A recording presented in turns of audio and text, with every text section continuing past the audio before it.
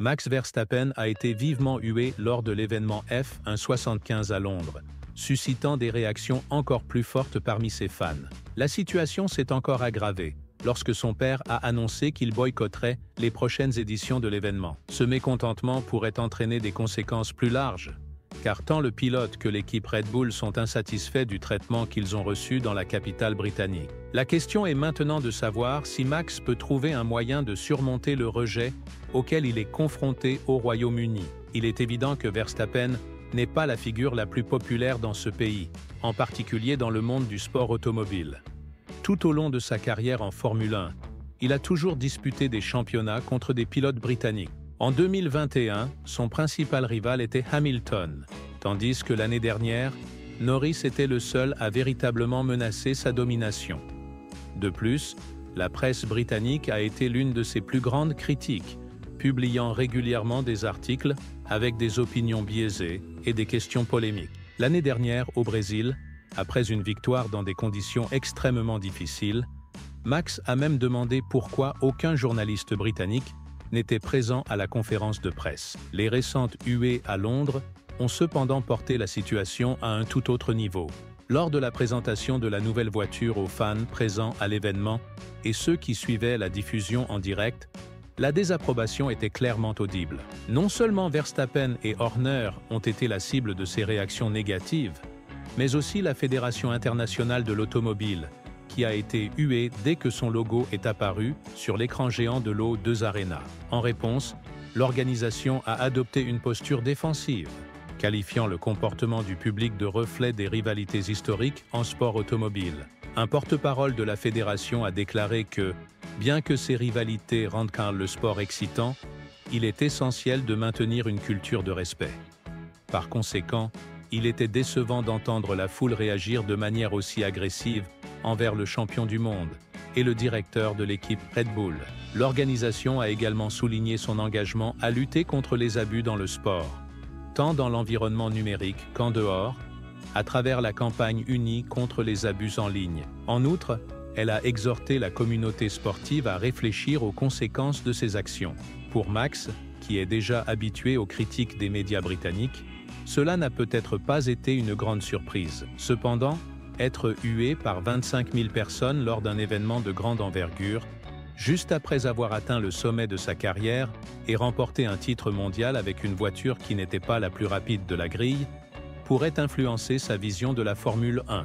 Verstappen n'a jamais caché qu'il ne souhaitait pas prolonger sa carrière dans la catégorie aussi longtemps que d'autres légendes du sport. Il existe la possibilité qu'il prenne sa retraite au début de la trentaine.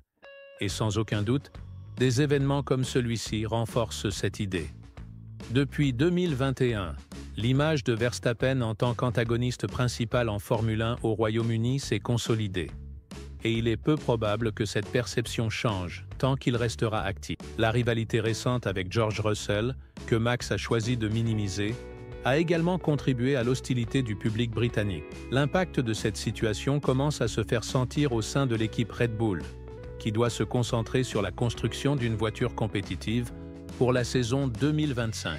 Ce sera l'un des plus grands défis de l'équipe, en particulier compte tenu des progrès remarquables de Ferrari et McLaren, ce qui rend la situation encore plus complexe pour les ingénieurs et les responsables de l'écurie. Jos Verstappen, le père du pilote, a exprimé son mécontentement quant au traitement reçu à Londres. Bien qu'il ait déclaré qu'ils sont habitués à être au centre des controverses, en raison de la personnalité directe de Max, il pense que cette fois-ci, la situation a dépassé les limites acceptables. Par conséquent, Jos a affirmé que ni lui ni Max n'ont l'intention de participer à des événements similaires à l'avenir. Selon lui, l'accueil lors de l'événement était raisonnable, mais il a jugé honteuse la façon dont Red Bull Racing a été traité.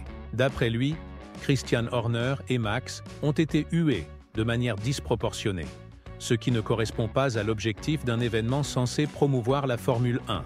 Pour Jos, cette situation est injustifiée et ne devrait pas être normalisée.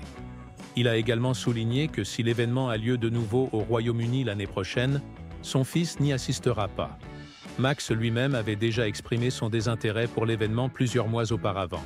Lors de l'un de ses lives, il a plaisanté en disant qu'il espérait être malade le jour de l'événement pour ne pas avoir à y aller.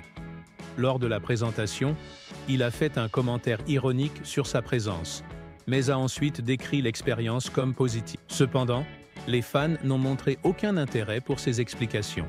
Les huées peuvent avoir été renforcées par la rivalité entre Verstappen et George Russell, renforçant encore plus le rejet du quadruple champion du monde par le public britannique. Les huées ont toujours fait partie du sport et existent depuis longtemps. Verstappen a dû faire face à de telles situations à Silverstone, tout comme Hamilton a été hué à Zandvoort. Cependant, le contexte actuel ajoute une nouvelle couche de tension, car une histoire importante se cache derrière cette réaction, y compris des conflits avec les médias britanniques et les déclarations récentes de Russell. Jos Verstappen affirme pour sa part que ce type de comportement ne devrait pas avoir sa place en Formule 1, en particulier contre un pilote qui a déjà remporté 4 titres mondiaux et s'est imposé parmi les plus grands de la catégorie. Lorsqu'il a évoqué cet épisode, Jos a remis en question l'intérêt d'assister à un événement destiné à promouvoir le sport automobile si le public réagit de cette manière. Il a souligné que son fils doit être présent à de telles occasions. Mais être accueilli avec tant d'hostilité ne correspond pas à l'esprit du sport. Malgré toute la controverse autour de Verstappen et Horner, il est important de rappeler que la fédération a également été critiquée par le public présent à l'événement. Dans ce cas, le contexte est plus compréhensible, car les fans ont profité de l'occasion pour exprimer leur mécontentement envers l'organisation. L'ampleur des réactions a été telle que même des personnalités comme Gordon Ramsay se sont exprimées sur le sujet. Le chef britannique a déclaré que les pilotes devraient pouvoir s'exprimer librement, alors qu'ils roulent à plus de 300 km/h, avant que son micro ne soit coupé. Cela souligne l'insatisfaction croissante à l'égard de la fédération et la nécessité pour sa direction de prendre une position plus claire. Le président Mohammed Ben Sulayem, considéré comme l'une des figures les plus controversées de l'histoire de l'organisation, a évité de se concentrer sur l'incident et a plutôt mis en avant la vision de la fédération pour l'avenir du sport automobile et la création d'un environnement plus sain au sein de la discipline. Avec tous ces événements en tête, pensez-vous que les huées adressées à Verstappen, Horner et la fédération ont affecté l'image de la Formule 1? De plus, comment Red Bull pourrait-elle se positionner pour améliorer son image face à cette situation? Partagez votre avis dans les commentaires.